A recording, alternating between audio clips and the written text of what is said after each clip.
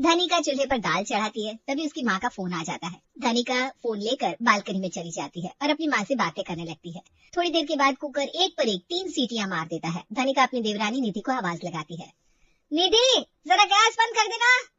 निधि जो कि रसोई में ही झाड़ू लगा रही थी, वो धनिका की आवाज सुनकर भी गैस बंद नहीं करती। इधर चूल्हे पर रखी दाल जल जाती है। कुछ जलने की महक आ रही है।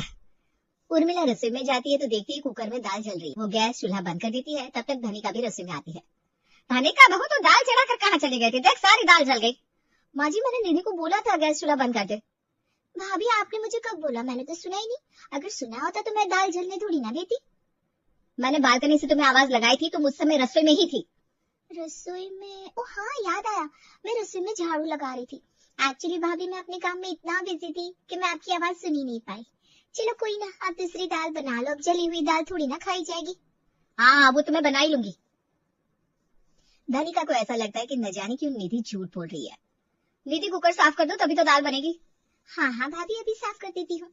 निधि कुकर धोकर धनिका को देती है और धनिका दोबारा दाल बनाती है। एक दिन धनिका बहू देख मैं 2 किलो पालक लेकर आई हूँ, आज रात के खाने में पालक पनीर की सब्जी बना लेना। ठीक है माँ जी। अब पालक पनीर की सब्जी बनाने में थोड़ी ज्यादा मेहनत करनी पड़ती है। धनिका निधि से कहती है कि वो पालक को उबालने के लिए चूल्हे पर रखते। निधि मैंने पालक साफ कर दिया है, तुम बस उबलने के लिए चूल्हे पर चढ़ा दो। तब तक मैं जरा पास के होमवर्क में हेल्प करा देती हूँ। जब तक पालक उबलेगी तब तक मैं आ जाऊंगी। ठीक है भाभी। धनिका कमरे में पढ़ रहे पार्थ के पास जाती है। इधर निधि चूल्हे पर पालक ना चढ़ाकर उर्मिला के कमरे में जाती है। माँ जी आपने मुझे बुलाया? नहीं तो बहू मैंने नहीं बुलाया तुझे, लेकिन चल अब तो आ ही गई है तो जरा मेरे पैर दबा दे। जी मैं आपके पैर में तेल लगा देती हूँ। निधि उर्मिला के पैरों में तेल लगाने लगती है। इधर थोड़ी देर के बाद जब धनिका पाठ का होमवर्क कराकर रसोई में आती है तो देखती है पालक ज्यों की त्यों रखे हुए हैं। धनिका पालक उबलने के लिए चूल्हे पर चढ़ा देती है। थोड़ी देर के बाद निधि उर्मिला के कमरे से बाहर आती है। निधि तुमने पालक उबलने के लिए नहीं रखे थे? भाभी मैं पालक को चूल्हे पर रखने ही वाली थी कि मुझे ऐसा लगा कि माँ जी बुला रही है। जब मैं उनके कमरे में गई तो देखा वो पैर के दर्द से परेशान थी, तो मैं उनके पैरों में तेल लगाने लग गई। कोई बात नहीं, वैसे अब तक ना पालक उबल गए होते। आज खाना बनाने में अब देर हो जाएगी, मैं सब्जी की तैयारी करती हूँ। तब तक तुम जरा आटा लगा दोगी, रोटियां मैं खुद बना लूंगी। भाभी मैं आटा लगा दूंगी, बस हैंड वॉश करके आती हूँ, मेरे हाथों में तेल लगाए ना। निधि हैंड वॉश करने के बहाने बाथरूम में जाती है और फिर लौट कर आती ही नहीं। इधर धनिका रसोई में उसका इंतजार ही करती रहती है। ये धनिका कहाँ रह गई? काफी देर हो गई, हैंड वॉश करके अभी तक नहीं आई। खैर मैं आटा खुद ही लगा लूंगी। मैं सब समझती हूँ निधि रसोई का कोई काम करना नहीं चाहती और इसी वजह से वो बहाने बनाती है। दरअसल उर्मिला ने घर के काम अपनी दोनों बहुओं के बीच बांट दिया था। बड़ी बहू धनिका को खाना बनाने का काम दिया और छोटी बहू निधि को घर के दूसरे काम दिए गए। निधि घर के दूसरे काम तो करती, लेकिन रसोई में बिल्कुल भी हाथ नहीं बटाती थी। उसे ऐसा लगता था कि खाना बनाना तो धनिका का काम है, फिर वो क्यों काम में हेल्प करे।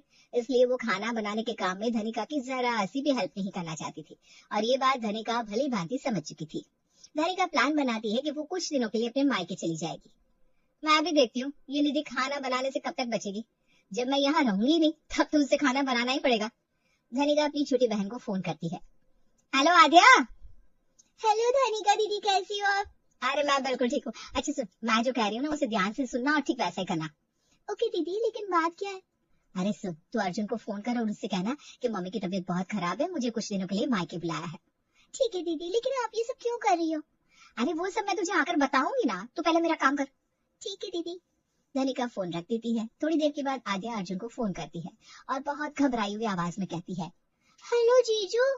हाँ क्या बात है आद्या, तुम इतनी घबराई हुई क्यों? घर में सब ठीक तो है ना? कुछ ठीक नहीं है जीजू, मम्मी की तबीयत बहुत खराब है, वो एक ही रट लगाए हुए है, धनिका को बुला दो, धनिका को बुला दो। ओहो, लगता है मम्मी जी की तबीयत कुछ ज्यादा ही खराब है। अब मैं धनिका को लेकर शाम में घर आ जाता हूँ। शाम में नहीं जीजू, आप दीदी को भी भेज दो ना। अच्छा ठीक है, मैं धनिका को भी भेज देता हूँ। अर्जुन धनिका को फोन करता है। हेलो धनिका, तुम अभी अपने मायके चली जाओ, मम्मी की तबीयत बहुत खराब है। लेकिन अर्जुन मैं मायके चली गई तो यहाँ खाना कौन बनाएगा? अरे धनिका तुम यहाँ की चिंता मत करो, कोई ना कोई बना लेगा खाना। और निधि तो है ना, तुम बस अभी अपने मायके निकलो, मैं भी मम्मी से मिलने आता हूँ। नहीं नहीं अर्जुन, आपको परेशान होने की जरूरत नहीं है, अगर जरूरत पड़ी तो मैं आपको बता दूंगी। ठीक है। अर्जुन फोन रख देता है। धनिका जल्दी से अपने और पार्थ के कपड़े पैक करती है और उर्मिला के कमरे में जाकर सारी बात बताती है। धनिका बहू आराम से जा, किसी चीज की जरूरत हो तो मुझे फोन कर देना, मैं अर्जुन और ध्रुव दोनों को भेज दूंगी। ठीक है माँ जी। धनिका अपना सामान और पार्थ को लेकर घर से निकलने लगती है, तभी निधि उसे देख लेती है। धनिका भाभी, आप कहीं जा रही हो क्या? हाँ निधि, मैं कुछ दिन के लिए अपने मायके जा रही हूँ। मम्मी की तबीयत अचानक खराब हो गई है। वापस कब आओगी भाभी? वो तो सिचुएशन पर डिपेंड करता है ना। तुम अपना और घर में सबका ख्याल रखना। हाँ ठीक है भाभी, आप आंटी जी का ध्यान रखना। धनिका अपने मायके चली जाती है। वहां पहुंचकर वो राहत की सांस लेती है। अब निधि को पता चलेगा, खाना बनाने के नाम पर 100 बहाने बनाती थी, अब तो उसे खाना बनाना ही पड़ेगा। देवरानी जी बनाओ खाना। क्या बात है दीदी, मन ही मन क्या सोचकर खुश हो रही है? और तुमने ये सब क्यों किया? तुम्हें अपने मायके आने के लिए बहाने की क्या जरूरत पड़ गई? धनिका आद्या को सारी बात बताती है। ओहो, तो ये बात है। फिर तो तुमने अपनी देवरानी को फंसा दिया। अब बेचारी ना चाहती हुई भी खाना बनाएगी। हाँ, बहुत बहाने करती थी। मैंने भी ठान लिया था, खाना तो उससे बनवा कर रहूंगी। इधर धनिका के जाने के बाद उर्मिला रसोई की सारी जिम्मेदारी निधि को दे देती है। निधि बहू, देख धनिका कुछ दिनों के लिए अपने मायके गई है, जब तक वो नहीं आ जाती खाना तू बना लिया करना। मैं? हाँ बहू, तो ऐसे बकरी की तरह मैं क्यों कर रही है? अब धनिका नहीं है तो तुझे ही खाना बनाना पड़ेगा ना। मुझसे तो थोड़ी देर भी खड़ा नहीं हुआ जाता।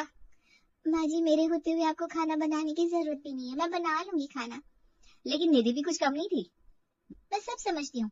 धनिका भाभी बहाने बनाकर मायके भागी है ताकि मुझसे खाना बनवा सके। मैं भी ऐसा खाना बनाऊंगी कि जिसे किसी ने कभी खाया ही नहीं होगा। खाना बनवाओगे मुझसे? बनवा लो खाना। दीदी बहू, तो रसोई में क्या बड़बड़ा रही है? नाश्ता बना रही है या कुछ और? नाश्ता ही बना रही हूँ माँ जी, बस थोड़ी देर और रुक जाइए, मैं सबके लिए नाश्ता लगाती हूँ। घर के सभी सदस्य टेबल पर बैठकर नाश्ते का इंतजार कर रहे थे। थोड़ी देर में दीदी सबका नाश्ता लगाती है। ये लीजिए, नाश्ता तैयार है। खाने की प्लेट में कुछ अजीब सी दिखने वाली सब्जी को देखकर सब हैरान हो गए। सबके मन में एक ही सवाल पैदा होता है, ये क्या बनाया है भाई? सब निधि की ओर देखने लगते हैं। निधि, ये तुमने क्या बनाया है? रसोई से तो देसी घी की खुशबू आ रही थी। हम तो सोच रहे थे तुम कुछ अच्छा बना रही होगी, शायद हलवा पूरी। अच्छा ही तो बनाया है, एकदम यूनिक सा नाश्ता। आप लोग खाकर तो देखिए, देसी घी के पराठे और साथ में कोफ्ते। सभी लोग नाश्ता शुरू करते हैं, लेकिन जैसे ही वे पराठे के साथ कोफ्ते का पहला निवाला मुंह में डालते हैं, ध्रुव और अर्जुन भी अपना अपना खाना प्लेट में निकाल देते हैं। ये क्या है निधि? क्यों, आप लोगों को कोफ्ते अच्छे नहीं लगे?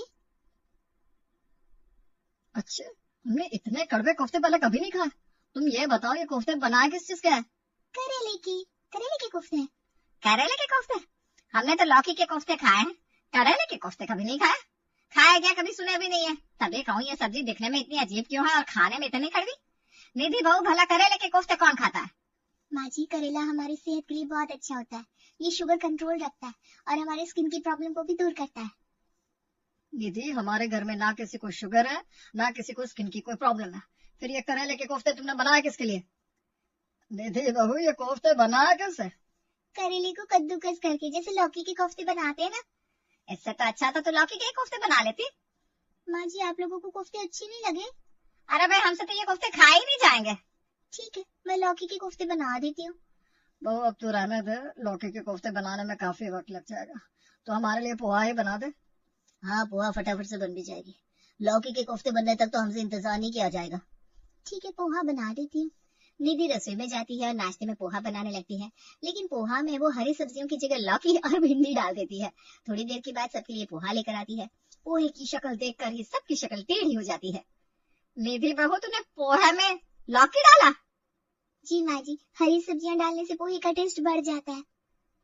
अरे लेकिन पोहा में लौकी कौन डालता है? लौकी नहीं, इसने तो भिंडी भी डाली है। निधि बहू, ये तो क्या कर रही है? लौकी के कोफ्ते बनाने चाहिए तो तूने लौकी पोहे में डाल दी। निधि, कहीं तुम्हारा मेंटल बैलेंस बिगड़ तो नहीं गया? ये आप क्या कह रहे हैं ध्रुव? मैं इतनी मेहनत से आप लोगों के लिए खाना बना रही हूँ और आप ऐसी बात कर रहे हैं। धनिका भाभी खाना बनाती थी तब तो आप लोग ऐसी बात नहीं करते थे। अरे धनिका ऐसे टेढ़े मेढ़े खाना नहीं बनाती थी, तू न जाने क्यों ऐसे उल्टे सीधे खाना बना रही है। अच्छा चल, कोई ना, दिल छोटा मत कर, अपना भी नाश्ता ले आ। निधि अपने लिए एक प्लेट में पोहा लेकर आती है और घर के सभी सदस्य नाश्ता शुरू करते हैं। सभी चुन चुन कर अपनी अपनी प्लेट से लौकी और भिंडी को बाहर का रास्ता दिखाते हैं। ये सब देखकर निधि मन ही मन मुस्कुरा रही थी। इसी तरह एक दिन निधि रात का खाना बनाने की तैयारी कर रही थी। वो ध्रुव से पनीर लाने के लिए कहती है। ध्रुव, बाजार से पनीर ला दो ना। ध्रुव बाजार से पनीर लाकर निधि को देता है और ड्राइंग रूम में जाकर बैठ जाता है, जहाँ पवन और उर्मिला टीवी देख रहे थे। आज बहू खाने में क्या बना रही है? अभी तो उसने मुझसे पनीर लाने को कहा था, लगता है आज खाने में मटर पनीर बन रही है। चलो, आज तो कुछ अच्छा खाने को मिलेगा। लेकिन घर वालों को क्या पता था, निधि तो अतरंगी सतरंगी सब्जी बना रही है। इधर सबके दिमाग में मटर पनीर चल रही होती है, उधर निधि रसोई में पपीता काट रही थी। आज इन्हें पनीर की ऐसी सब्जी खिलाऊंगी कि ये फिर पनीर खाना ही भूल जाएंगे। ये नहीं हो रहा कि धनिका भाभी को मायके से बुला ले, मुझसे खाना बनवाएंगे। लो बनवा लो खाना, अब खाकर दिखाओ ये वाली पनीर की सब्जी। और निधि बनाती है पपीते और पनीर की सब्जी। जब वो सबको खाने के लिए बुलाती है, आ जाइए आप लोग, खाना बन गया है। हाँ, इसमें मटर पनीर की सब्जी और पराठे, वाह वाह, मजा आ जाएगा। लेकिन जब सभी खाने के टेबल पर पहुंचते हैं तो सब्जी में मटर की जगह पर पपीता देखकर सबके चेहरे का रंग उड़ जाता है। क्या हुआ, आप लोग सब्जी को ऐसे घूर क्यों रहे हैं? खाना क्यों नहीं खा रहे? बहू पहले ये बता, तूने बनाया क्या है? पापा जी सब्जी बनाई है। सब्जी तो बनाई है, लेकिन किस चीज की सब्जी है? पनीर और पपीते की सब्जी। उर्मिला अपने सर पर हाथ रखकर बैठ जाती है। क्या बात है, आप लोग ऐसे क्यों रिएक्ट कर रहे हैं? मैंने कुछ गलत कर दिया क्या? नहीं बहू, तूने कुछ गलत नहीं किया। गलत तो हमने किया, मटर पनीर की सब्जी खाने का सपना देखकर। हमने सोचा था तुम मटर पनीर की सब्जी बना रही हो, लेकिन पनीर के साथ पपीता, पनीर के साथ ये वाला कॉम्बिनेशन बिल्कुल मैच नहीं कर रहा। दीदी, पनीर के साथ पपीता कौन खाता है? फिर मैंने सोचा मटर पनीर तो बहुत कॉमन है, सब खाते हैं, तो क्यों ना आज कुछ अलग बनाया जाए। हाँ, लेकिन इतना अलग बनाने की क्या जरूरत थी? दीदी रुहासी होने का नाटक करती है। आई एम सॉरी, मेरी वजह से आप लोगों को परेशानी हो रही है। कोई ना निधि बहू, इतना परेशान होने की जरूरत नहीं है, खा लेंगे हम। पापा आप ही अच्छे मुझे समझते हैं। दीदी को कोई कुछ नहीं कहेगा, सब लोग चुपचाप खाना खा लो। सब लोग खाना शुरू करते हैं, लेकिन पनीर के साथ पपीता किसी के गले से नीचे ही नहीं उतर रहा था और निधि मन ही मन मुस्कुरा रही थी। घर वालों को नहीं पता होता है कि निधि ये सब जानबूझकर कर रही है, और निधि तो बस घर वालों को ऐसे उठ पटांग खाने बना बना कर खिलाती है कि पूछो मत। एक दिन तो हद ही हो जाती है, उस दिन घर में कुछ मेहमान आने वाले होते हैं। आज क्या बात है निधि बहू, बहुत देर से किचन में है, आज कुछ स्पेशल बन रहा है क्या? हाँ, आपको बताया तो था, आज मेरी बहन शर्मिला अपने परिवार के साथ आ रही है, इसलिए निधि बहू सबके लिए डोसा सांभर बना रही है। तुमने निधि को बताया तो है ना कि डोसा कैसे बनाते हैं? तभी निधि रसोई से चाय लेकर आती है। पापा जी, मुझे डोसा बनाना अच्छी तरह से आता है, आप बिल्कुल बेफिक्र रहिए। ऐसा डोसा बनाऊंगी कि मौसी जी का खाते खाते पेट भर जाएगा, लेकिन दिल नहीं भरेगा।